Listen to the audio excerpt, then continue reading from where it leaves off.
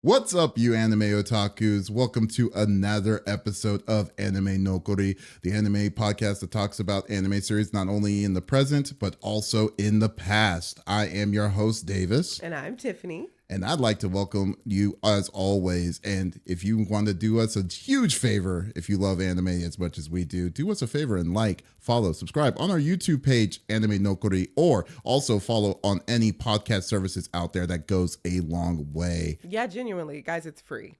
I know, right? We're not even pocket watching you. Just hit the button. We'll appreciate it. We'll wait. We'll wait right now. Just sit here and wait. Exactly. I'm talking to you, Chris. Yeah, that's just that would be such an awkward time. Margaret. Margaret. Oh God, how you doing, Tiffany? I'm good. I know you. I know you are. I know you good.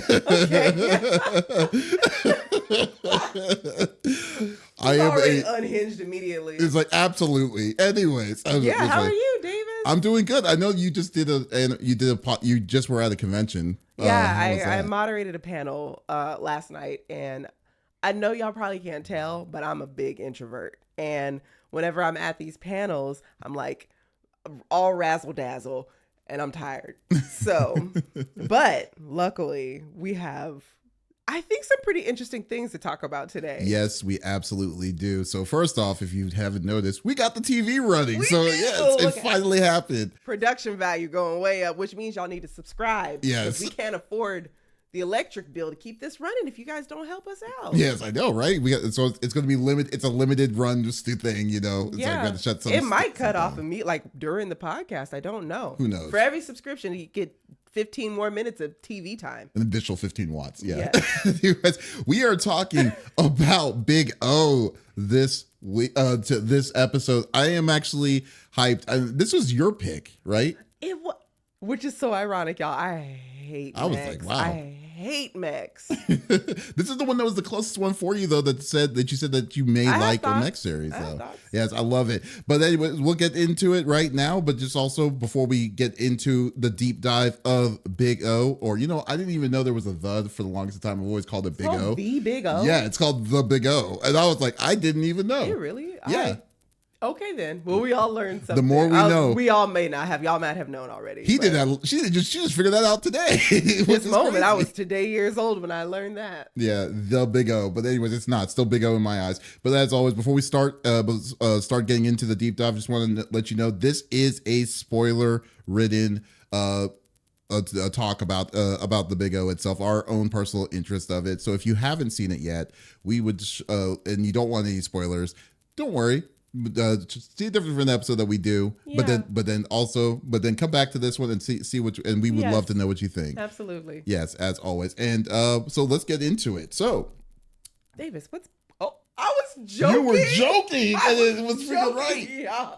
That's why, Amanda, you should have subscribed, because now we gotta work on getting the TV back up. That's a clip. that's what that is. Okay, so the Big O. What is the Big O? that was such foresight. You know what's funny to me? I got this working for hours. Set up. This whole time up for like an hour, y'all, and it was been perfectly fine. Jesus. Okay, so that's good to know. My God. Anyways, The Big O is a Japanese anime TV series created by designer Keiichi Sato and director Kazuyoshi Katayama for Sunrise Studios. This anime is different from other shows. Instead of having a manga to pull its story from, The Big O was made for TV. So head writer was Chiaki J. Kanaka, who was known for his work on Serial Experiment Lain and Hellsing. Oh, yeah, I didn't even know that. It didn't even feel like it would be, but it did. So the series follows Roger Smith from Paradigm City's top negotiator. He provides the much needed service with the help of a robot named R. Dorothy Wainwright and his butler Norman Berg. When the need arises, Roger calls upon Big O, a giant relic from the city's past. So the series originally aired back in 1999 when it first came, and it stopped in the early 2000s.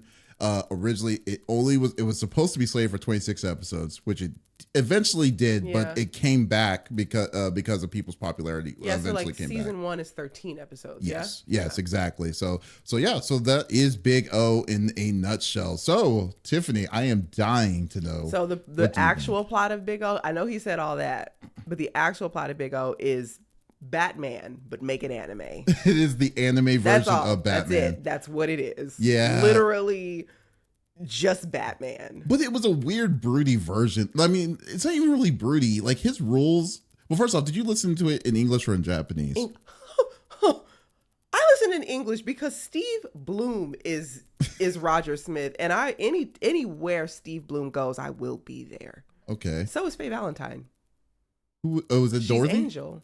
Oh, okay. Yeah. That's cool. I did not So know that. anytime my people are there, I gotta be. It's gotta be. You know, I was introduced to this series in English and I couldn't watch it in Japanese. Oh, in Japanese, yeah. Because it was in Cartoon Network. Yeah. When this came out here in the States, because we got a year later, and I was in, like, there's certain series, you just got to watch it in English. Like Cowboy Bebop. Cowboy Bebop. You're not Samurai Champloo. Like some of them you just had, admittedly, all the Steve Bloom shows. So. That is funny. But okay, so what do you think, Tiffany? Does it come to your expectations or does it beat your expectations for a mecha series? Before we start, you guys, you have to know that I have watched so many iterations of Gundam. There's too many. I want to just say there's too many damn Gundams. There's been around too 40 many. years. What do you expect? Who cares? Stop it. Jesus. It's the same thing. I've watched Gundam. I've watched Gurren Lagann. I've watched Evangelion. Name me some other ones. I watched stupid Full Metal Panic.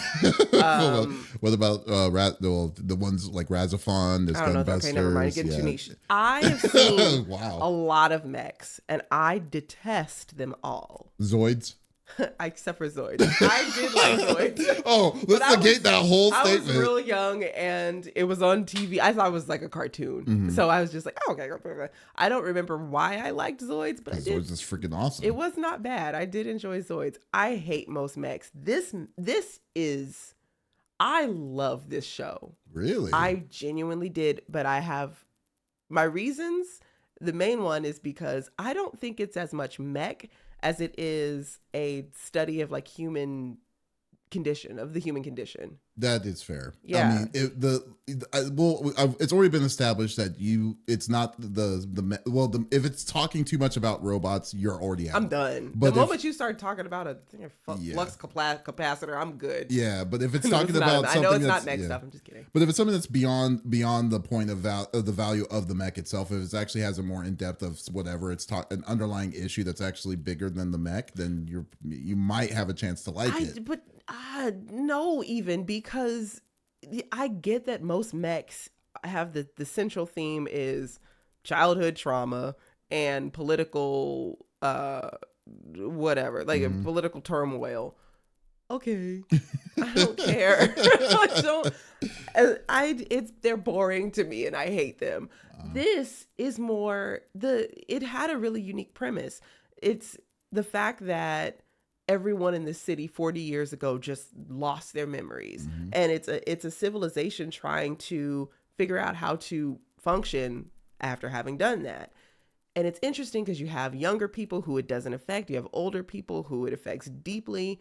And also what negotiator is not a real job. I don't know how he made so much money. Well, that's it's like he had to have been doing some underlying stuff at the same time because there's no way. I'm curious to know what that was because whatever it was, there's so much mystery in the fact that there aren't memories. This bro is like living like Bruce Wayne on steroids. Literally, and he's just you guys. When I tell you it is Batman make it anime, Steve Rogers is Roger Smith. Steve. Oh, Roger Smith. Oh my God. Roger Smith. I'm not only mixing names, I'm mixing universes. Captain America. Yeah. And the DC. Captain America was such a badass negotiator in this anime. Oh my gosh. Anyway, Roger Smith is Batman. He has Alfred, who is also so willing to pull the blicky out on anybody. Beyond a blicky, a bazooka. That man got that thing on him all the time. He was 100% ride or die. Yes. You have Robin in Dorothy. You even have Catwoman in Angel. It's Batman. Yeah, I mean, billionaire playboy Roger Smith. Like that's pretty much. yeah.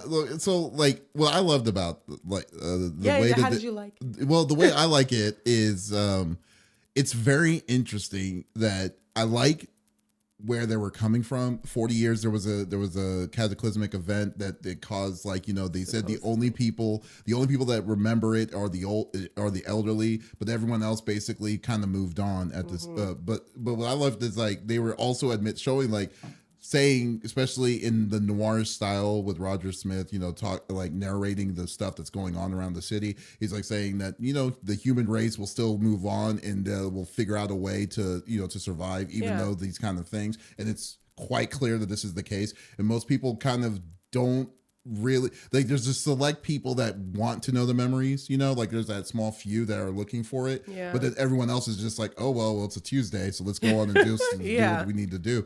And I think in that aspect I really did enjoy it. And but I kind of got a little like, I don't know, I guess fatigued, it would be the best way, fatigued in the way of like of the way it was being narrated.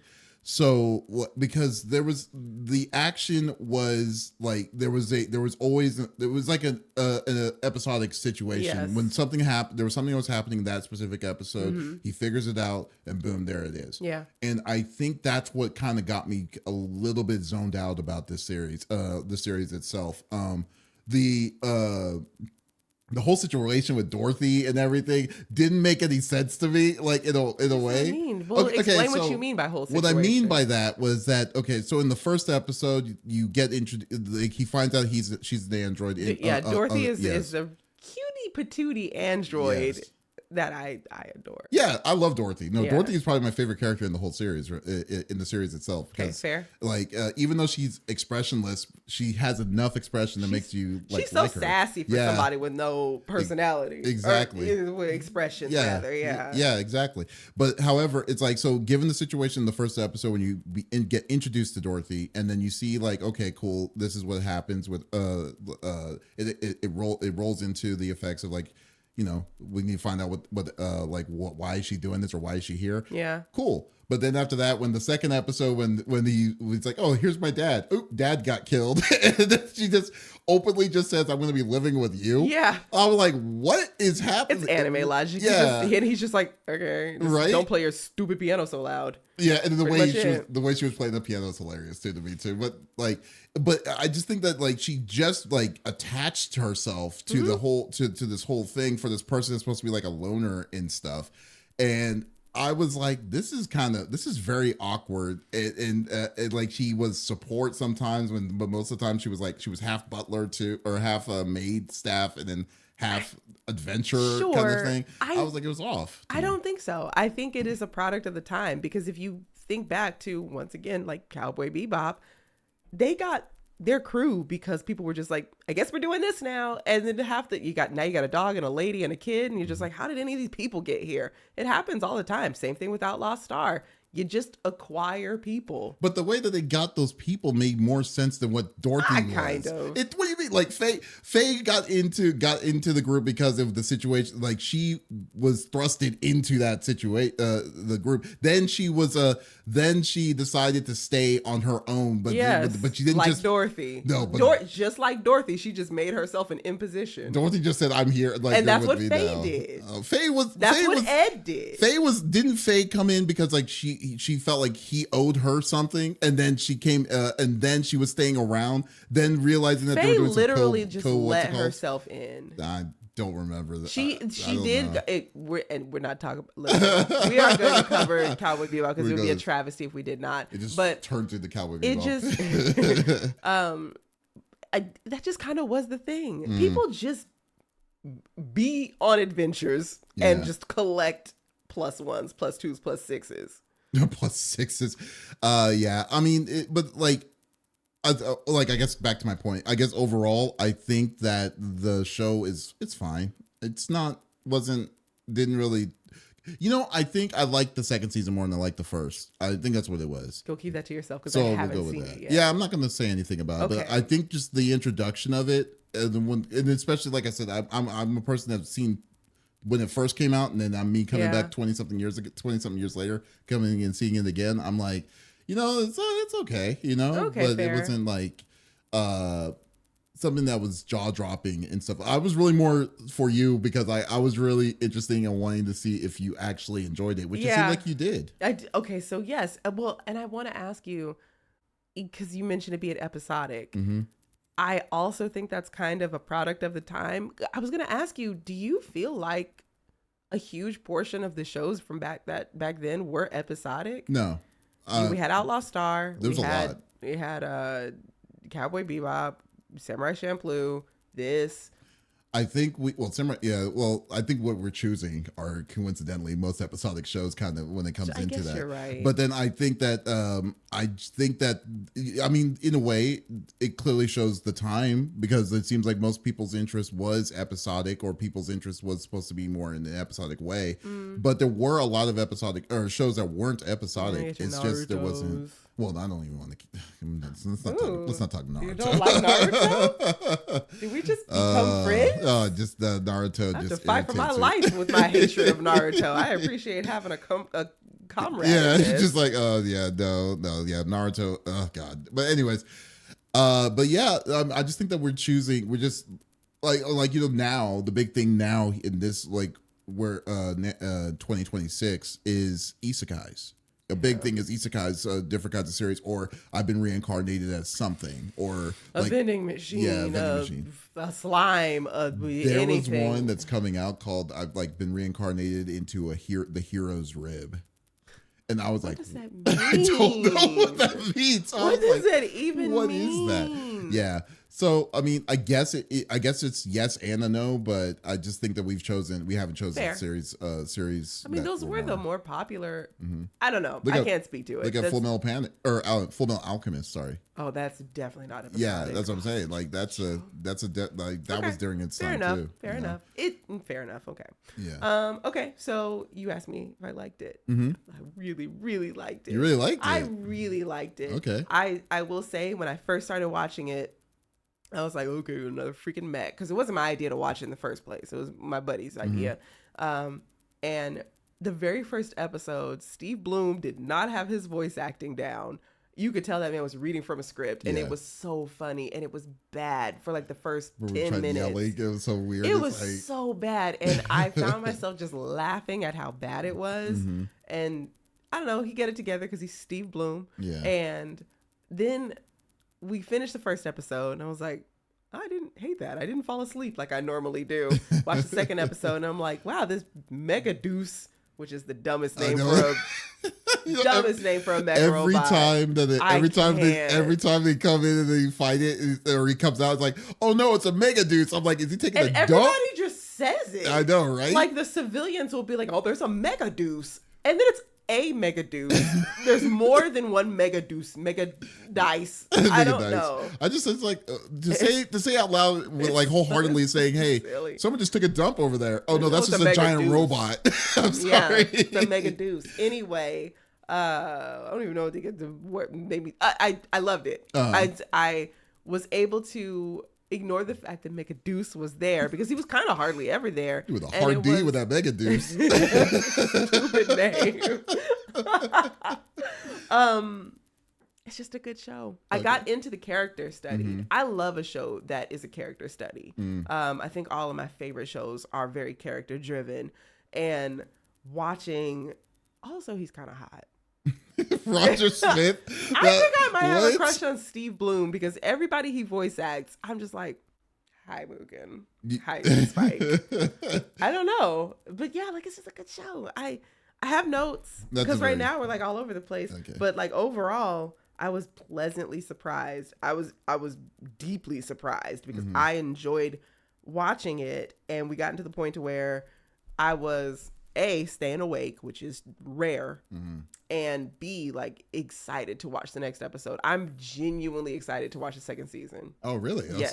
And I think that the first season doesn't do a good job of laying out what the second season is at all. Like, I'm still really because like, interested. you remember we were talking about episodic? Yeah. The second season isn't like that. Oh, No, it isn't. No, it is not like that. It is completely. That's It's it's actually like the Trigun. You know? Oh yeah. Remember how the first 13 episodes was just silly and stupid? Yeah. And then the other half of it is just like, oh wow, okay. you Yeah. know? It's like that's exactly like that's what this exciting. is. Yeah. Yeah, excited. so but now the biggest thing is now I was noticing because is it just the setting? I mean, like you said, the human psyche is a big important part for you itself, but the setting itself of like, you know, Paradigm City and then that noirish feel that they were given of it, did that do any that kind of kept your interest in that it? aesthetic is amazing as well. Okay, Batman is my favorite DC. It doesn't take much. Yeah, it doesn't really. But it's also.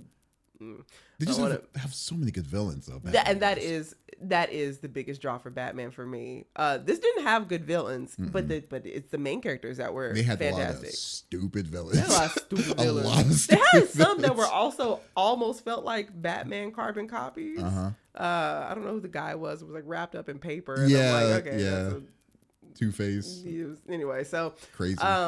Yeah, the setting, the aesthetic of like the noir scene, the fact that anytime you get a show from this time period, not any time, but a lot of the time, you get some good smooth jazz in there. Ooh, hit us with the jazz every single episode when he's like here in Paradigm City, and then it's like a saxophone in the background, Steve Bloom's silky voice. It's episode 2 featuring Kenny G. Pretty much. Yeah, all of it just fit. It's like, I'm just expecting him to be like, she walked into my office with a red dress and a cigarette, and I've never seen a dame like her before. And that's what it felt like. Well, I mean, there was technically parts where he really kind of did do that. That is true. He probably like there was times like there's a couple of rules.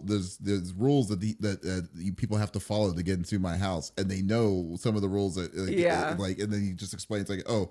He'll always say no to it. She'll never say no to a woman that comes inside the house and stuff. I'm like, I gotta get in his house. This is so. This is fun. You know what? I think I would have loved the show more if they were more diverse in that music, because my biggest problem was like the saxophone. Sometimes we are so not on the same I page know. about a show. Well, that's what it's all about. Be with me on this. It's so good. I love the change your opinions and views. I like the music. I like the music, but the problem I have. Death metal in there? No. What I wanted was a different saxophone lick for not every time. Every single time that they were doing a wide shot, right. it was the same thing. Melody. And I'm just like, why do y'all like? You could have easily done like different kind of deals. And then the fight scene, say the battle music, it just reminds me of an old school RPG. And I was just like, okay, that is actually very funny. Yes. Yeah, that's what I'm saying. It's like I mean, it wasn't bad music. It's just like it just got episode 6. I've heard this 10 times. Full Metal Alchemist and One Piece have that real bad too, but I think it's almost like a feature, not a bug. Yeah. I like it because when you hear it, you know something's about to go down. Okay, but I think why they got away with that is because the style of the anime itself, because the noir style of that solo, the lonesome kind of thing. Yeah, the music is very important. At that point, very prevalent. You know, it's very prevalent. Yeah. Like when you hear that One Piece, you will be like, oh, this is the end. We know the end, the near end of the episode. Oh, just is like even just like a battle. Whenever you get if a fight is about to start, you get the same music. Oh yeah. Same thing with. I will say, Full Metal Alchemist, it is annoying sometimes because it is the same weird weird cadence. Anyway. Yeah, you didn't like it. You just want a variation. I just wanted variation. Yeah, I'm not saying that it was just like it's garbage, but I was just saying that like it got old for me. I didn't fall asleep, so I mean it's good. Do you often fall asleep when watch shows? If I have to binge a show, sometimes and then you also have to pay attention, especially since we're reviewing all of this stuff itself. But the battle, like the animation, like Big O himself, though, I did also really enjoy because I loved the piston valves that come out in the back, and then he's just using it, and then the poses that he did. He just he's like, hey, I'm gonna use the laser beam. It wasn't just a laser beam. It was him just doing like this, and then just doing it straight up.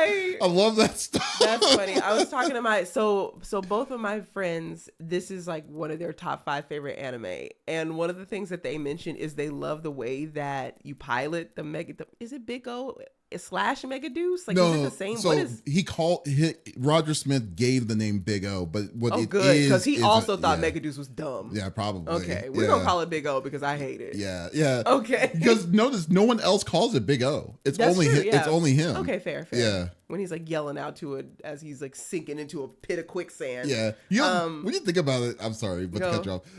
Is it kind of weird how the whole system of Big O is really weird? Like, he just comes in, he's like, okay, he's like, go, Big O. He goes on the phone or on his watch. Yeah. Then he goes into the machine. Then there's this weird teleprompter that says guilty, not guilty. Yeah. Like, what is that? Like, what? I'm sure that's supposed to that be? sounds like a season 2 thing, because the ending kind of touches on it a little bit, because somebody kind of jack his style a little bit, and there's like a serial. You're getting ahead of the game right now. Yeah. But yes, I think that's probably a season 2. I would imagine a season 2 thing, because at the very, very last episode, there's a serial killer, and it looks like trying to frame my boy. Yeah. I keep Roger want to call Smith. him Steve Rogers now. I haven't done it one time the entirety of the time I've been watching the show. One slip, and now he's Steve Rogers. And also Bruce Wayne. He's everybody, but I love seeing, just now imagining real Captain America just in these same situations. It would be such a different show. He's too happy. Yes. He would hate this. He would hate this. Living hell. But yeah, so there's a serial killer who tries to frame Roger. I'm just calling him Roger. And Steve Bloom's name is Steve too. That does not help. It doesn't And help. I've been saying it 1,000 times. And he would leave a calling card, and it would be the phrase that Roger has to whatever see before he gets into Big O. I'm gonna get you a black shirt that just says Roger. I need you to wear it so that I can see it. What is your shirt? It's Is the it guy, Titan? Street Fighter. Oh, I know. Sorry. It's all good. I'm sorry. Disrupted the podcast to tell y'all I'm not a good gamer. All right. But yeah, it's probably something that's going to come up later, because they try to frame him using the same thing, and which caused a question for me about who knows if Roger is the person piloting Big O or not. You know, that's a good question. No, I got the answer. Sorry, y'all. Smash the mic. I got the answer. So, because I had a big long note in there in my phone that was like, this show kind of proves that Bruce Wayne doesn't need to be so like, oh, can't hide my secret identity. Angsty. Because this man is just out in the world. Big ass house. Has people coming in and out of it all the time. He's got so many different like villains and ops. He's got this giant mech monster, and sometimes he'll just be in the middle of the city knocking a motherfucker into 7-Eleven, and people will look out their window and be like, oh, the Megaduce is fighting again anyway, and then just go back to their bit. But apparently people don't know it's him. That's what I see, but it's very weird, because that like, some people know and some people don't. I think they just speculate, because the police chief, Commissioner Gordon, because there's one of him too, I don't think he knows. I think he does, knows. because he does, because at the very end, he's had a couple moments where he'll be like, oh, it's crazy that you were here and then you left and then the Megaduce came. Anything about that? And Roger will be like, shit, that is crazy. Yeah. Coincidences, huh? And then at the very end, whenever the serial killer situation happened, the police chief, Commissioner Gordon, not Gordon, was investigating. He called Roger into his office, and he was like, yeah, the calling card for this matches something that I feel like is with the Big O. If I knew you weren't the culprit, I would be more suspicious of you. So I was like, okay, so you do know. Yeah. So he's like kind of pseudo knows. It's very, but like even the main bad guy from Paradigm City, or the rich guy or whatever from the corporate conglomerate guy. Yeah. Oh, he knew. Because he even said himself that he even said that Roger and that's Smith. why I was like, this is Joker-esque, because it's so odd. Yeah. I don't know, because they don't necessarily put an emphasis on if he cares, if anyone knows, or any of that, because it's just his lifestyle. And then, like you're saying, like everyone sees Big O fighting, it's like, oh, is this Big O right there doing get it right? It's Megaduce doing vigilante work, right? Yeah. And then what's even weirder is that it's like, does anyone use the subway systems down there? Because Also it was all over the place. This guy was like underwater. This person went to different kinds of sides of town. I didn't even it's crazy. I don't know. Where did you see this train? Like, what kind of line did you go and find this thing from? Because there aren't a lot of people just in the city, but also it's a very heavily populated city. Incredibly. He just does shit all the time. And I'm like, is anybody affected by this giant robot in the street? What's even weirder though too is that there was other giant robots. I'm so sorry. You're right. It's like they're just and that's what's different about what is this place called? Paradigm City versus Gotham. Yeah. Gotham, their property damage rates are insane, astronomical. I feel like the insurance companies are like, damn it, again, we are it's too much. Here, they're so polite about their property destruction. Giant robots fighting each other, and there really just isn't much. There really isn't. They really are very considerate. It's very insanely considerate, especially the people around that's going to be affected by these kind of fights. But it's like it's very interesting that they kind of glow over that. But anyways, I was going to ask you one of these things. Oh, here it is. So what were some of the things that you already said some of the things you enjoyed, but did you have like a favorite episode in the season? Yes, I did. It was the one called Missing Cat. Oh, you like that one? I have notes about that one too. Well, first we'll do a recap of what Missing Cat was. Yes, I'm going to. So in the Missing Cat episode, Dorothy, one of my favorite characters, she's an android. She doesn't have human emotions, or at least she's not supposed to. Mm-hmm. It's kind of seeping in or something. Yeah. Something's going on in there. And the catalyst for her starting to kind of feel a little something knocking around in that tin can heart of hers is she finds a stray cat. And she brings the cat home. She gets it a little tux because the rule in Roger's house is you have to be wearing all black. The cat is gray. And she was like, will you let me keep it if it's wearing black? She gets a little black tux. She's fallen in love with this cat. And then the underlying question is this cat evoking some deeper memories from the woman that her body is crafted after. Mm-hmm. But as she's fallen in love with this cat, a couple come to look for her cat. Mm-hmm. And she was like, you can't have my cat. This is my cat now. And they're like, well, they're negotiating because he's the negotiator with Roger to get the cat back. So they are trying to get the cat back. He's like, well, I'll just let her keep it. It's crazy. And they were like, well, if it was a kid, would you if somebody lost their kid, would you say that they could just keep it? And so he forces her to give the cat back. That's wild comparison in itself. But wait, though. I know. So it is a wild comparison. But I also have a dog that I wish a mofo would take my dog. So it's John Wick would. Take notes, John Wick. Watch this. Yeah. So in the process of Dorothy about to have to relinquish this cat to this couple, a chopper from nowhere comes out of nowhere and just guns this couple down. My first note about that is, let me find my notes about the missing cat. Well, before you go on to that, I will say he gunned him down very stupidly. It was you please while I find it. So when the chopper first off, that chopper came in wild. It wasn't vertically up. It was at an angle going upwards on the deal. And it wasn't even a chopper. It was just a plane, I think. Yeah, planes don't do that. Yeah, don't do that. It was insane. It just it knew, he knew he wanted blood and whatever it was. So when the chopper came, then the guy who had eagle eye vision, mind you, to be able to see who was in that chopper was like, fair. He's like, I don't know if it's this guy's name, but he's like, Kevin, and he just,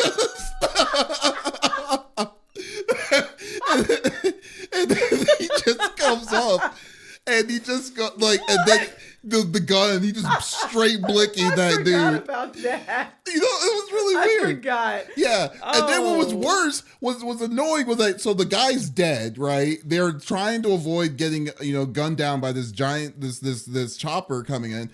Roger tries to protect the girl who's still alive. The waifu. Waifu. And then the girl came up and then she was like, okay, thanks for protecting me. Walks in the middle of the plane stage. She's trying to get her cat back. Oh, you're right. I'm sorry. She's chopper, gonna have super leaping to just get to it. So the chopper the chopper grabs, because we got to do a get to the chopper. So the chopper grabs Dorothy and the cat and it from the air and pulls her up into the sky. And that's when homegirl was like, well, I got to get my cat back. And I'm like, okay, first off, this cat is just a cat. Yes. So the first thing that I thought about this was me being the mental health background that I have. I was saying that I feel bad for the androids and their lack/craving for humanity and memory and all that. But then my very next note is unhinged. I said, I've never, y'all please don't be mad at me. Okay. I said, I've never rooted for innocent people to get murked before. Oh my God. Until this episode. Oh my God. Dorothy was feeling things for the first time. She loved the cat. And I was like, don't take that cat from this baby. This is all she has. It's an android. What the heck? She was feeling things. Okay. We can have sympathy for Melfina, but we can't have sympathy for Dorothy. You're telling a human being to get killed for the fact that he's feeling things. She asked politely for the cat. Anyway. Okay. You're well overjudged at this point. I redeemed myself because later you find out that the cat may or may not be a child in a cat body. And I was like, oof, I spoke too soon. So fine, go get your kid back or whatever. Yeah, it's okay. That's fair. So yes, so to finish up my very long-winded explanation, you find out later that fucking Shao Tucker is stealing... There are no animals in Republic City like that. Republic City. Jesus Christ, that's an Avatar thing now. Where are you? Paradigm City. Oh my God, this is hilarious. I need to put like a ticker. There's at least 3 or 4 or 5. Okay. Paradigm City. There aren't animals. There are not animals in Paradigm City. They're very rare. And it's because this creepy motherfucker is snatching them off the street and transmuting / creating like chimeras out of humans and animals. And he's just a more competent Shao Tucker, pretty much. He was basically from Fullmetal Alchemist. He was like he was probably Shao Tucker's role model because this came out first before. Not fair. Yeah. So that is wild. So what really made you like that episode specifically? I liked it because besides all the unhinged shit I just said, I loved it. That was a wild. I liked it because I like to see Dorothy having those emotions. Oh my God. Also, the cat died at the end and that broke my heart. They did not give two shits about that. They killed the cat. I was pissed. I was so mad. I'm like, all this. That was an episode too. That was probably it. So the guy ends up fully transmuting the cat into this giant monster tentacle beast thing. And at a certain point, I did start to lose my sympathy for the cat Dorothy bond at a certain point. There's literally one scene where the cat takes care of the evil dude and it has this like weird tentacle thing that comes out and like pseudo licks her face. Oh my God. And she's like, she grabs it. She's like, you can come home with me. And I was like, no, you cannot. See Roger. You see Roger's like, the hell you will. And then he's like, there's no amount of black you can wear that's gonna get this giant weird tentacle cat monster in my house. So at that point I was like, maybe we don't need the cat anymore. Yeah, and then we're well too late. And it walks off to die. And I was just like, wow, that was crazy. It was a roller coaster of emotion. That was a roller coaster of an episode. That was all over the place. That's a good one. That's a good one. Yeah, and I just like Dorothy. I like a Dorothy-centered episode. Oh, yeah, that was... Oh. And I also like it. You also get to see Roger. You can see that Roger's starting to care for Dorothy more because they kidnapped Dorothy and the cat, and he's like going to figure out where we're getting. Like, oh, I gotta find Dorothy. He goes and he like has a contact at a bar and he's like, I don't have time to play around with you. I just tell me the information I need to know. Yeah. And he's like going in guns blazing for Dorothy. I just love it. It's cute. It's true. cute. He loves his Dorothy. That's true. He is showing more. He's warming up to her Yeah. as she Not was enough at to the let that beginning. big ass weird cat tentacle thing in his house though. Well, there's certain boundaries you just No, have yeah. to hit. I mean, come on now. That Boundaries stop at tentacles, I think. I think the tentacles is probably the line right there. Yes. You're right. Anyway, so your favorite episode? You know, it's funny. I was thinking I have two. I mean, not two. I have two. I'm going in between two. Okay. One of them was the piano one, which I liked. Yeah. I liked it because I love the sassiness of Dorothy in that whole such thing. a Dorothy makes that show. Like if she was not in that show, I don't know if I would enjoy it as much. I mean, Roger is good. Is a good character, but things that are happening outside of not being a part of Big O or the Mega Deuce fights, it was a little slow. Well, and since you say that, a lot of the first half of that show does not have much Dorothy. So was that your least favorite part of the show? Yeah, it really was. The first couple of episodes, especially when it was going solo, or the worst ones was when he went solo without Dorothy, was really annoying. This wasn't one of my favorites, but the one when they went underwater and she's stuck with Angel. Yeah. I did not like that episode until Dorothy came, until they got rescued in, and then Dorothy came and it did that weird my people need me kind of zoom away from kind of situation. Yeah. It was, I didn't like it because it was also the way that they framed that episode where they were showing the current and then the past, what got them in that situation at the same time. I loved that episode. I love a dual timeline type of thing. Yeah, it was good burying the lead. I think the way they did it buried the lead really well. But anyway, you don't like it. Yeah, well, I mean, it's not I hate it. Yeah, well, I wasn't a big fan of it, but I would say it was Amadeus. That was the name of the episode. It was called Amadeus. Was one of them. Oh, yeah, and then the other one was the Christmas one. You remember the one when I hated that one. We are polar opposites on this show. I would say, I think I like the guy, the saxophone player? saxophone, who Dorothy said couldn't play the saxophone well.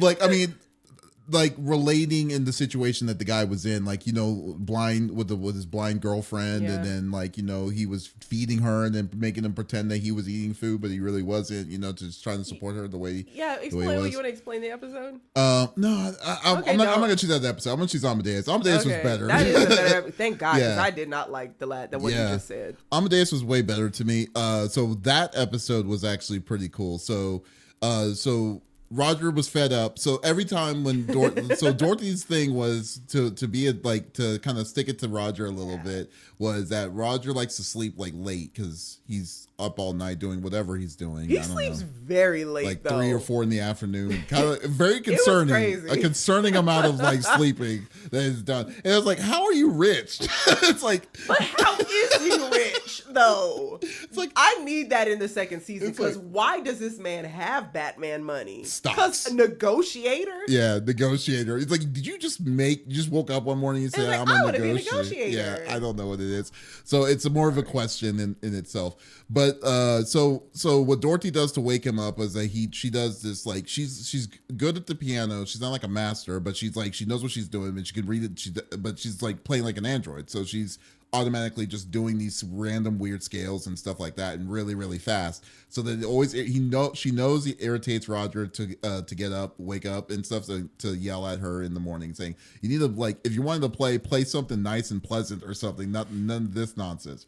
So he goes out of his way and goes and tries to introduces Dorothy to another android who is known for his playing, and because he plays with a sense of he plays with empathy, heart and soul, heart and soul and stuff.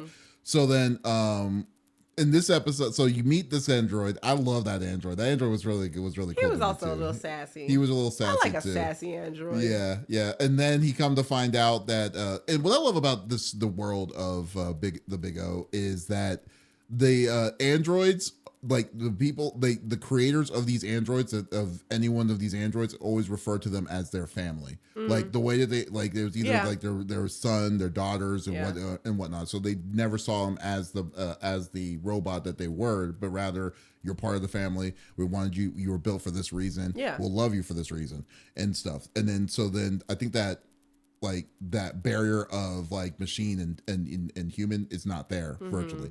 So that's what happened. So the Amadeus android creator dies mysteriously, which to no surprise that it's the person that's trying to make him get into the suit, this crazy monster suit to go attack the city, is the killer. Shocker on that. And then only a negotiator could have figured that out. The negotiator that carries just no weapons. Just call him an investigator. I know, right? I don't know why we went with negotiator. I don't even understand why they even go with like, it's like, oh, quick, we need to get, it's like we're in a really big conundrum. Hey, get the negotiator out there, not the military. No. It's so ridiculous. So anyways, so they come to find out. So he finds out that Roger didn't want to hurt him because they're friends, and at the same time, he knew, like, kind of in his own self, Amadeus knew that in his own self that he was being tricked or being manipulated to go do whatever this guy wanted to do, but he just didn't care. He just wanted to play the piano. But he had kind of like a self-crisis of like, what was I built for and stuff. And an existential crisis. Yeah. So then when he like ripped his hands off of the thing, because he's like, says that he'll never play again, but he never wants to attack anybody. Then they convinced him to be like, okay, well, you are a pianist. You're not a killer. So just go and do your thing. So they had to give him his hands back, but it's not as sophisticated as the ones that he had, and he had to learn all that stuff again. But he has the knowledge of being a pianist. But then at the end of the episode, you're like thinking, oh wow, okay, so now Dorothy knows like those things. She goes back to the crazy ass scales, and then the guy says, "Wow, this is wonderful," and then she just turns around and says, "Told you," and I just love that sassiness. I love that. Like, I just like there really wasn't anything deep for me in itself with the characters itself. I just think that the episode was a fun episode, and it was like, I mean, it's like, since it was episodic, there really wasn't. I don't think there was really much stake that they were really explaining or trying to show. They're just saying it's basically another shit that's happened inside Paradigm City in a different section. I don't see that. I don't see it that way. Okay. Yes, the plot is episodic, but I think the underlying themes are all just a different piece of a puzzle that shows the way that humanity, like the things that are important to humanity, yourself, how much of your memory is tied into who you are, how much of your memory can be lost before you become a different person. I think that those underlying themes are what make this show really good. Maybe that's what I'm missing on this show, because like I just never saw it in that level or that depthness that you're seeing it, because like I guess I'm just seeing what I see on the top layer of it, and that's probably where my disconnect is about the show itself. I mean, it's like I said, I think because if there was a better frame of it, like I think I think the show's is kind of forcing you to think more than what the episode is, in my opinion. You mean when you say forcing, do you mean like it's encouraging, or you're actually encouraging you? Oh, okay. Yeah, not like it's trying really hard. Okay. No, I think it's encouraging you to kind of see what the undertones are for each of those episodes, and to like, and then when you're like looking, because when you're thinking about the episode itself or a standalone episode itself, you're not thinking about that episode. You're just thinking about the whole surrounding, because the way that they laid all that stuff out, and then like what's going on in the city and things, just making you force yourself to kind of think in a bigger picture. In my mind, in it. But for me, I'm just like, no. I'm like, You said introspection. Yeah, it's like, what? I don't know her. It's like, I went on Cartoon Network to watch cartoons. And you know what? And at a certain point, I think I turned to my friend and I was like, this does not feel like a children's show. I don't remember which episode it was. Probably when they were gunning down a woman and her husband. Yes. But there was episode 1. No, yes. There wasn't the episode there was a, God, I wish I could remember. If we weren't on a podcast, I would take a couple minutes to try and remember, because it was an episode where something happened and it, okay, so for cartoons, they will force feed you the the message, or if there's a plot twist, they're going to pretty much explain it to you so that you don't miss the plot twist. Right. There was an episode that was so subtle. There was something that, that's what it was. There was a, and I'm not going to do a long-winded explanation, but there was a situation where, because everybody lost their memories, there was a couple who I guess worked in the same building. They ended up falling in love despite the fact that they didn't have any memories prior. And I think the lady was pregnant prior to them falling for each other. Yeah, I know the and and then so they had a baby. The baby did not look like the father, but they were like, well, nobody's gonna know. Nobody remembers. So we've always been this loving family. And so the guy grows up, gets kidnapped, blah blah blah. Dorothy at some point was like, he really doesn't look like you. And the guy's like, all right, fair enough, you caught me.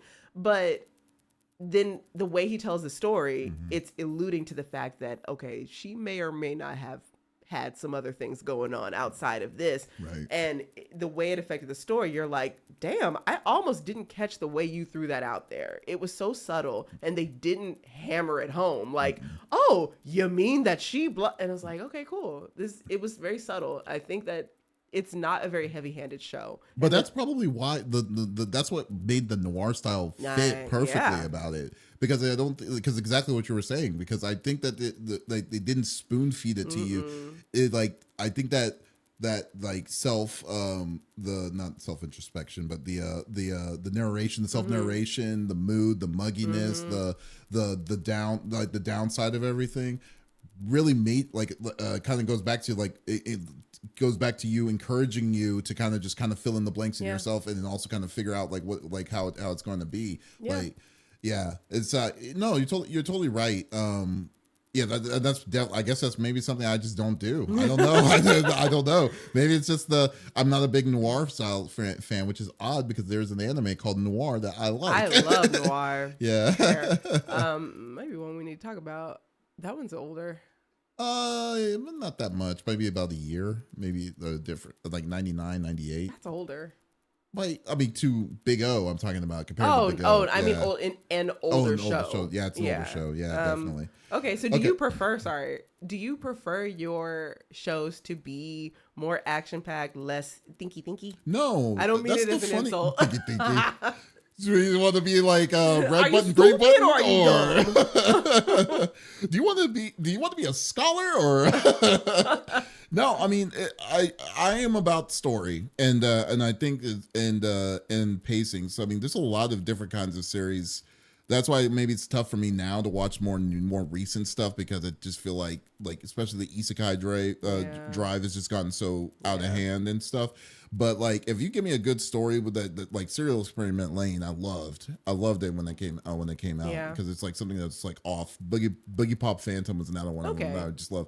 It's just those are odd though. They're they're almost the oddity of the show, the strangeness of the show carries it a lot. Like where this one is like the aesthetic is noir, those shows are just like funky, and that almost would make it as compelling as they are. But there's also shows for like a whodunit. Like I forgot the name of the show, but it was about like a summertime rendering. Summertime Rendering was not a whodunit. We already know who did it, but that was a good movie. That was a good show though too. Watch it on YouTube. But that but there was one about it was a town that it was like you had to find the imposter.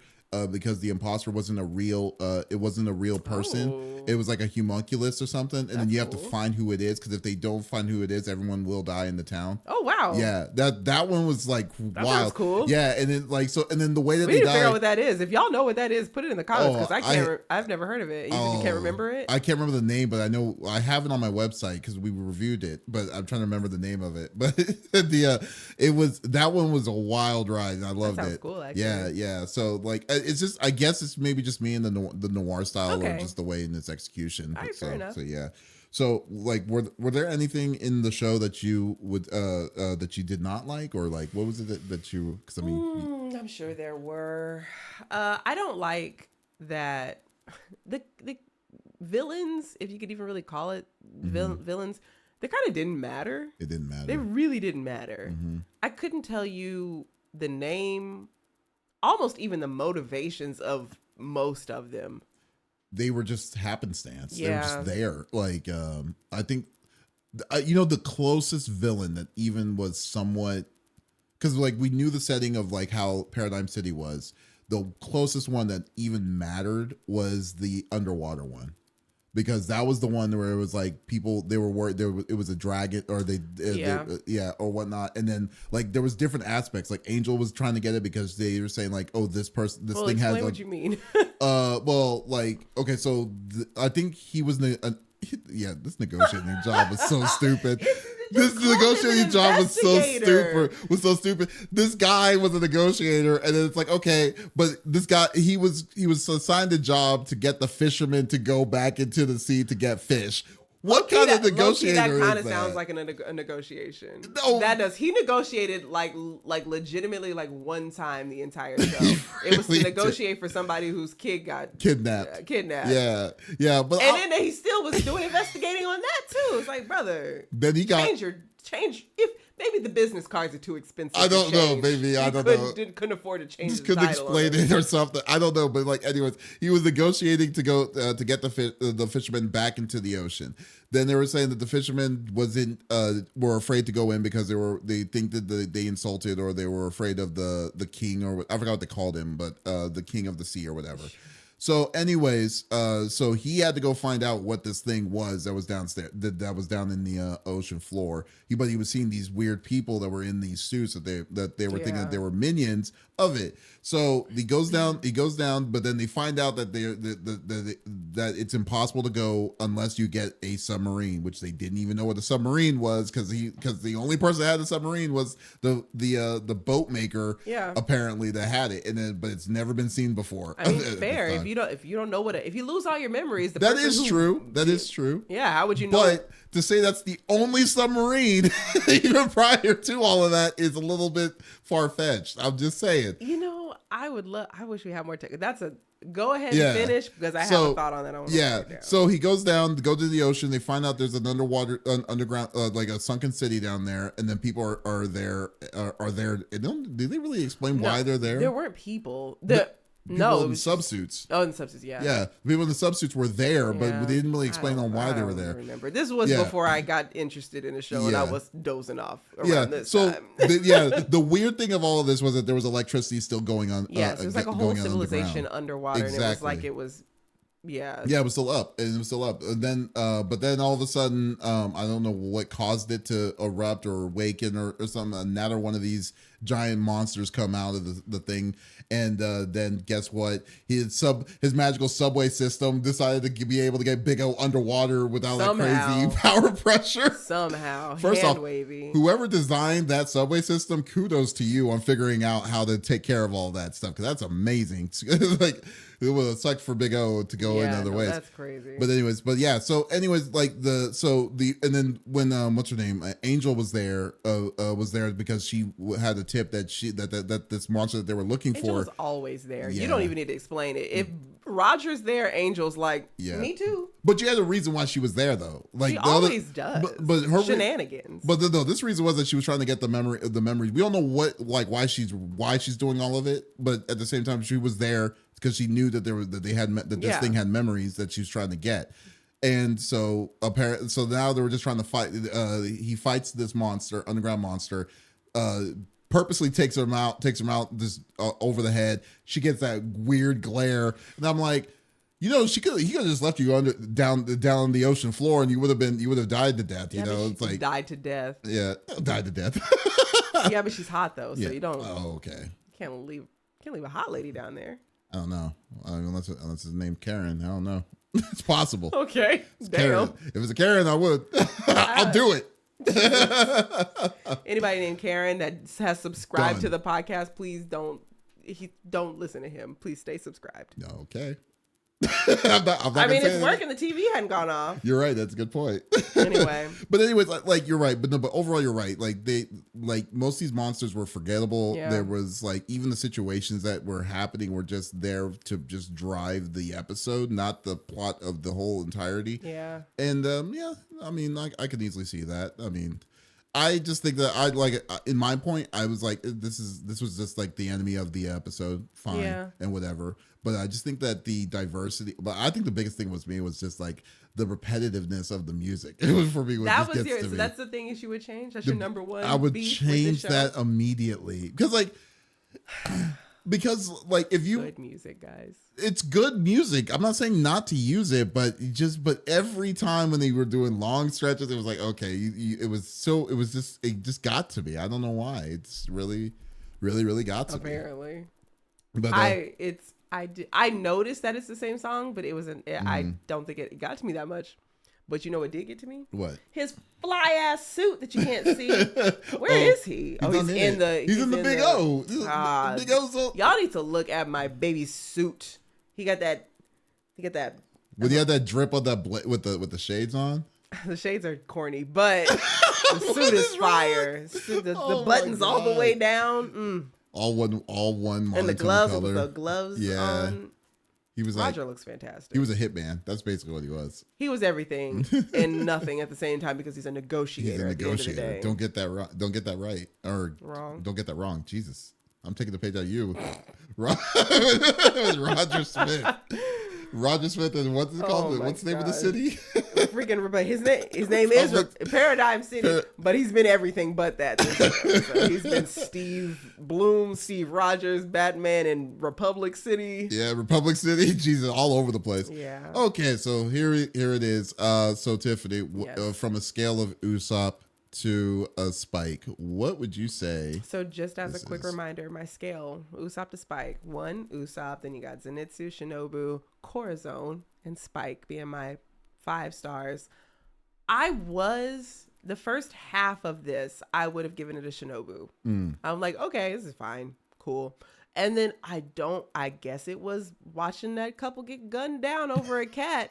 I was like, this show has layers. That is a wild statement that you just said. That is such a wild statement that you just said. I feel like people are going to make a compilation of all my batshit crazy takes one day. I'm going to have to remember that one. That is a great one. So, at that point, I was like, this show has depth. It's got a story to tell. And it bumped it up. I think this, God, because the cat killing episode? No, not because the cat. They didn't kill the cat. That's different. They killed the couple, not the cat. Okay. I don't endorse animal abuse. The couple, though, she asked nicely for that cat. You didn't get gunned down.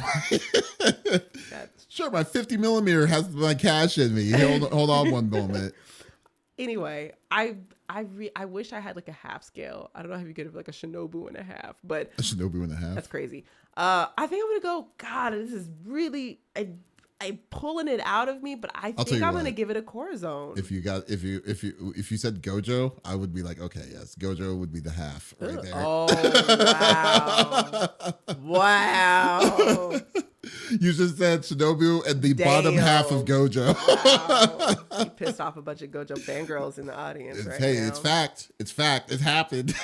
We got to deal with it. Or you can do a Toji, which is like almost a a little quarter side of it. I think I'm going to give it a Corazon. A Corazon. Wow. I think so. Really, low key, I think I might, I'm going to finish it. I'm going to finish season 2 because I did just watch this for the first time like this month. I'm gonna finish season 2, but I might want to go back and rewatch season 1 because I think there are themes that I missed because I wasn't paying attention as much because I didn't care because it's got big robots and I didn't care. And then when I realized like, oh, this robot is a secondary. Who cares about the robot? Yes. The city is what's the story. Paradigm City, yes. So good. Yes, so anyway, I think a Corazon. Wow. Okay. Fair enough. I'm so scared. What are you so scared about me? I feel like the saxophone's gonna knock it down 2 levels for you. I don't think it's the sax. The saxophone wasn't.